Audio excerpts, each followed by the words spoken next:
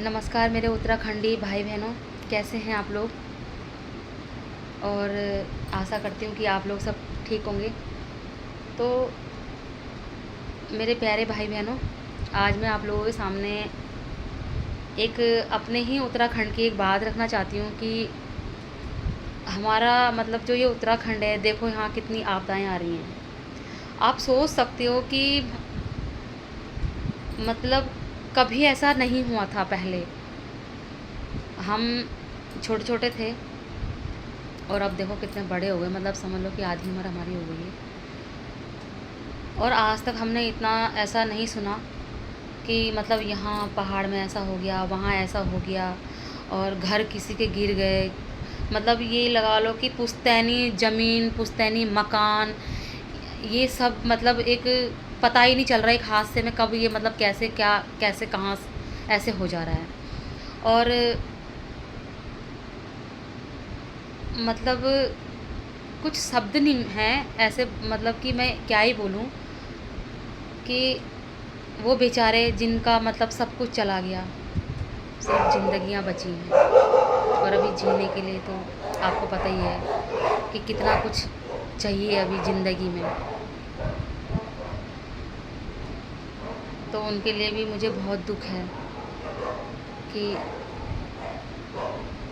ऐसा भगवान कभी किसी के साथ ना करे। लेकिन हम मतलब ये आपदाएं जब हमारे उत्तराखंड में आखिर क्यों आ रही है, क्योंकि वो कुछ ना कुछ हमारी कमियों की वजह से आ रही है।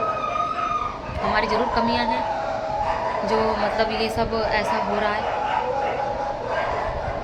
आज तक तो कभी ही नहीं ऐसा हुआ, आपको पता ही है। कभी ना आपदाएं, कभी ना।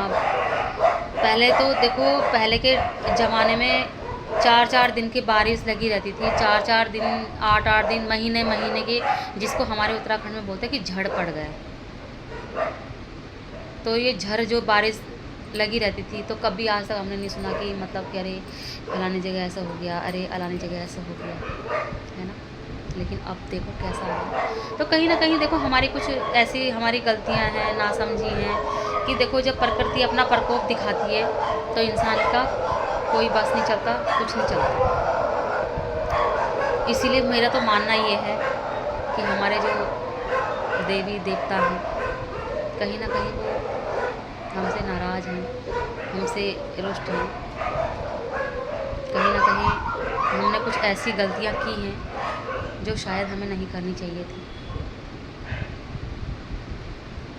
और मैं तो ये कह रही हूँ कि ऊपर वाला जिनके साथ भी ऐसा ये हादसे में, उनको हिम्मत दे।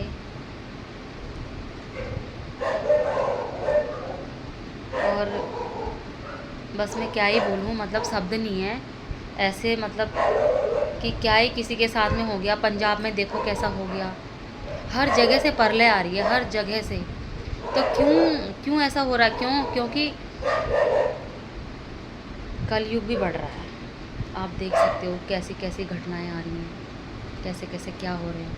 तो ये कलयुग ही तो है। भाई बहन को नहीं समझ रहा, बाप बेटे को नहीं समझ रहा, एक दूसरे पर अत्याचार हो रहे हैं। औरत आदमी को मार रही है, आदमी औरत को मार रहा है। आप तो सुन ही रहे हो। 25-25, 20-20 साल जिनकी शादियों को हो रही हैं, वो भी मतलब ऐसा काम कर जा रही हैं कि मतलब ये एक कलयुग ही तो बोलेंगे, और क्या बोलेंगे, क्या ही बोलेंगे इसको बताओ।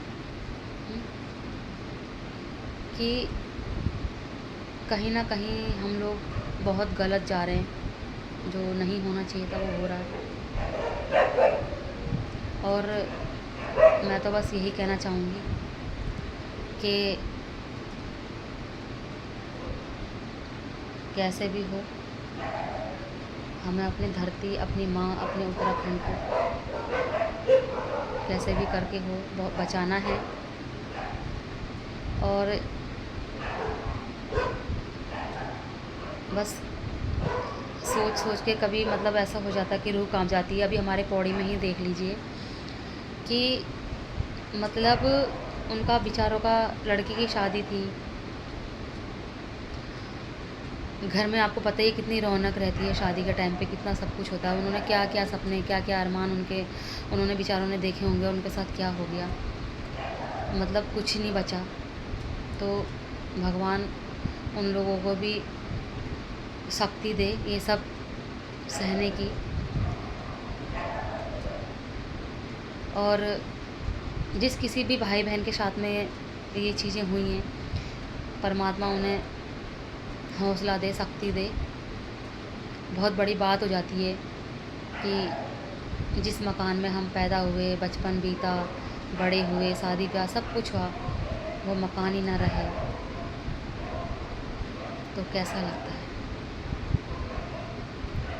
इसीलिए मेरा कहना ये है कि अभी भी मतलब समय है, टाइम है, अपने उत्तराखंड को बचा लो।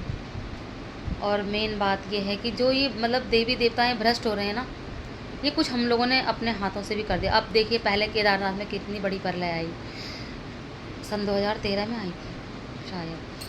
तो कितना कुछ कितना कुछ उस टाइम पे भी लोगों ने कितना कुछ फेस किया, कितने लोग गए, कितनों के परिवार उस टाइम पे बर्बाद हुए, लेकिन लोगों को तब भी अकल नहीं आई, क्योंकि कहीं ना कहीं ये भगवान की हम पे तिरछी ही नज़र तो है। क्योंकि कहीं ना कहीं हम मान नहीं रहे, हम तीर्थ एक बात बताइए, शादी हो रही है, ब्याह हो रहे हैं, भगवान पहले हम लोग मतलब शादी ब्याह होती थी हम लोग को, तो हम सिर्फ भगवान के दर्शन करने जाते थे, आशीर्वाद लेके जाते थे, दिन में जाते थे, शाम के टाइम अपना घर आते। अब लोगों ने तीर्थ स्थान को भी हनीमून का नाम दे दिया है। क्या आप बताइए, नया जोड़ा हनीमून मनाने किसी तीर्थ स्थान पे जाता है, ये कोई अच्छी बात है? अब हमारे में पहले बद्रीनाथ, केदारनाथ, ये चारों धाम जो करते थे वो वृद्ध लोग करते थे, जिसे कहते हैं कि 4 धाम यात्रा करना। अब जवान जवान बच्चे बच्चे जा रहे हैं सेल्फी खींचने, पिक्चर बनाने, वीडियो बनाने। ठीक है, जाओ बनाओ, अच्छी बात है, लेकिन मर्यादा में रह करके। तो कहीं ना कहीं भगवान भी हमसे रुष्ट हैं, नाराज़ हैं कि हमने मतलब इतना मतलब धरती पे मतलब बहुत ज़्यादा पाप हो गया है, ठीक है। और वो मतलब कहीं ना कहीं हम लोगों को खुद ही अपने आप ही ठीक करना पड़ेगा, समझना पड़ेगा हम लोगों को कि ये चीज़ें गलत हैं। हम सनातनी हैं, और एक सनातनी को तो आपको पता ही है कि क्या होता है धर्म, सनातन धर्म। जब स्त्री मंदिर जाती है तो सर पे पल्ला रहता है, लेकिन आज की स्त्रियां जब मंदिर जा रही हैं तो खुले सर में बाल खोल के जा रही हैं। वो मतलब क्या दिखाना चाह रहे हैं भगवान को? पूजा करने जा रहे हो तो एक सर पे पल्ला होना ठीक है ना, चाहिए ना, मेरा मानना तो ये है। देखो ठीक है, हम फैशन का दौर है, हर कोई फैशन करता है, कोई कैसे कर रहा है, कोई कैसे कर रहा है, अपनी अपनी सोच है, अपनी अपनी थिंकिंग है। लेकिन मंदिर में जाओ तो थोड़ा अदब से जाना चाहिए, क्योंकि पहले में हमारे में कभी भी कोई स्त्री नंगे सर, खाली सर जिसे कहते हैं, नहीं जाती थी। भगवान के मंदिर में अगर जाया जाता था तो स्त्री पल्ला रख के जाती थी सर पे, आदमी रुमाल रख के जाता था। लेकिन अब मंदिरों में लोग जा रहे हैं दर्शन करने, आधे लोग, कुछ लोग श्रद्धा से जा रहे हैं, भक्ति कर रहे हैं, लेकिन कुछ सिर्फ घूमने, वीडियोस वगैरह बनाने, रील वगैरह बनाने। तो कहीं ना कहीं देखो, मेरे को लगता है कि ये चीज़ें सही नहीं हैं। सही मायने में जो होता है तो ठीक है, घूमने के 100 जगह हैं, मंदिर ही तो नहीं है। भगवान का दर को ही तुमने पर्यटक स्थल क्यों बना रखा जी? तो मंदिरों को मंदिर रहने दीजिए, पर्यटक स्थल ना बनाएं। और मैं तो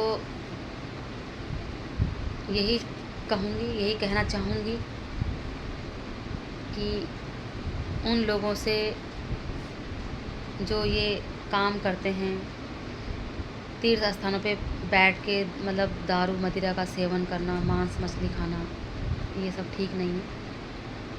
क्योंकि कहीं ना कहीं देखो, भगवान को भी बुरा लगता है, और भगवान को बुरा लगता है तो प्रकृति अपना न्याय दिखाती है। और जब प्रकृति अपना विकराल रूप लेती है ना, तो कोई नहीं बचता, कोई नहीं। प्रकृति के सामने हमारी तुम्हारी क्या विसात है दोस्तों। इसीलिए अपने धार्मिक स्थल, अपने देवी देवताओं की पूजा करो, आराधना करो। और जहाँ तक हो सके मेरा आप लोगों से हाथ जोड़ के निवेदन है कि मंदिरों को पर्यटक स्थल बिल्कुल ना बनाएं। पूजा करें, पाठ करें, ध्यान करें, धर्म करें, लेकिन ऐसा ना बनाएं कि देवी देवता हमारे रुष्ट हो जाए। तो इसी के साथ में आप लोगों से विदा लेना चाहूँगी और उम्मीद रहेगी कि मेरा वीडियो आप सभी को पसंद आए। जो मेरे उत्तराखंडी भाई बहन हैं, भगवान सबको राजी खुशी रखे। जिन विचारों के साथ में ऐसा हुआ, भगवान उनको सहन शक्ति, सहनशीलता और हिम्मत दे। इसी के साथ में अपना वीडियो बंद करती हूँ। धन्यवाद, नमस्कार।